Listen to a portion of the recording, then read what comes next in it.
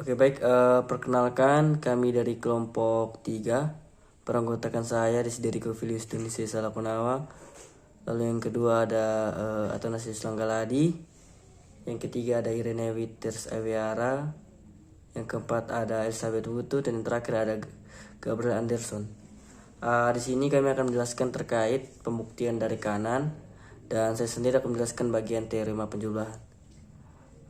Baik, kita ambil suatu fungsi f yang memetakan selang tertutup AB menuju R dan ambil C anggota dari selang tertutup AB, maka fungsi f terintegral Riemann selang tertutup AB jika dan hanya jika pembatasan untung selang tertutup AC dan selang tertutup CD keduanya adalah integral Riemann.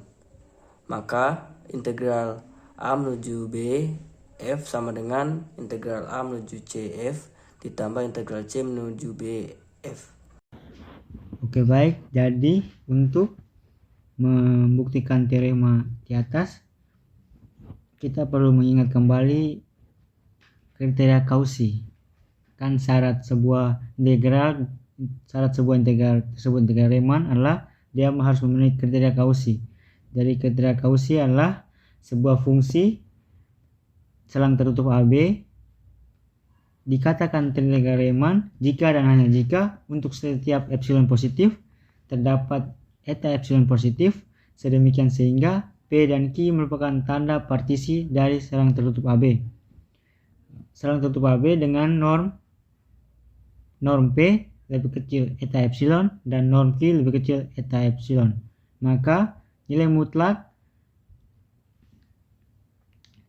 integral Riemann dengan partisi P dikurangi integral Riemann dengan partisi Q lebih kecil dari epsilon. Jadi kita akan mengerjakan pembuktiannya.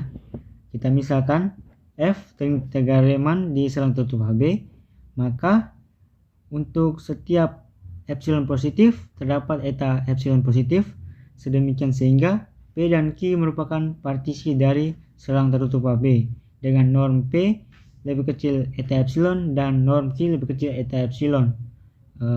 Maka S nilai mutlak S terintegral Riemann dengan partisi P kurang integral Riemann dengan partisi Q lebih kecil epsilon seperti bunyi dari kriteria Cauchy. Jadi kita misalkan F1 pembatas dari F pada selang AC.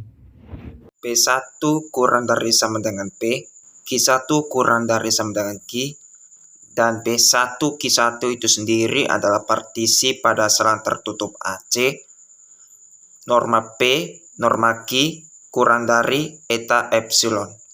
Kita misalkan F2 adalah pembatas F pada selang tertutup CB, P2 kurang dari sama dengan P, Q2 kurang dari sama dengan Q, P2 Q2 adalah pada selang tertutup CB. Norma P2, norma Q2 kurang dari eta epsilon. Jika partisi dan tanda di interval C sampai B ini sama pada partisi P dan Q, maka kita akan peroleh kesamaan, yakni jumlah dengan fungsi F1 terhadap P1 dikurang fungsi F1 terhadap Q1, maka sama dengan jumlah fungsi F terhadap P dikurang fungsi F terhadap Q. Jadi kesamaan ini terjadi sebab adanya proses tersebut. Karena kedua P dan Q memiliki norma kurang dari eta epsilon, maka fungsi F1 terhadap P1 dikurang fungsi F1 terhadap Q1 kurang dari epsilon. Sedemikian hingga sesuai dengan kriteria Cauchy. Pembatas F1 dari F kepada interval A sampai C, yaitu dalam F interval A sampai B.